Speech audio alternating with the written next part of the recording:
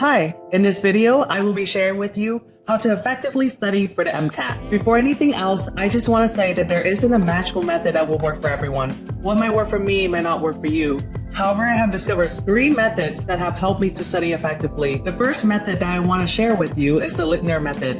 In this technique, you make flashcards and rank them on how well you know them. Contents that you're less confident in will appear more frequently than contents that you're more confident in. This method can be used in all sections. To best use this method, my advice is to make flashcards of facts or equations that you tend to forget and questions that you got wrong previously. In doing so, you can put into practice to review the content that you are less confident in. The best platforms for this are Anki and Quizlet. Pre-made decks are great, but if you can make your own, it would be even better. The second method that I want to share with you is the blurring method.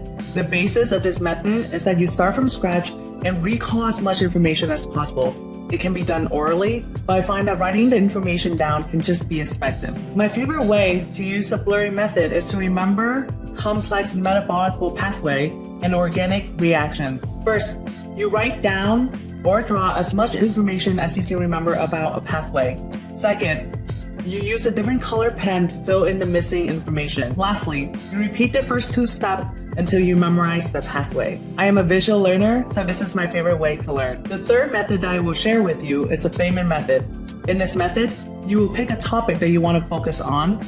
Afterwards, you explain the concept to someone else and identify any knowledge gap that you might have. Lastly, the most important step is to return to literature to fill in the gap so that you can learn from your mistake. For me, I use this method when I'm not motivated to sit down and focus after a long day of studying.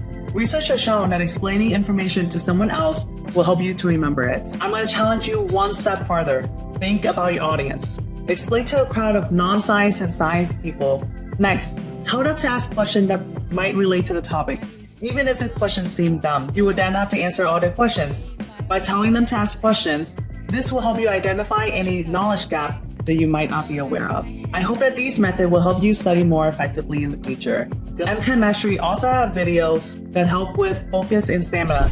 If you struggle with this, watch this video to learn more. Until next time, thank you so much for watching my video. I hope that the method I have shared with you earlier will help you to get the score that you wanted.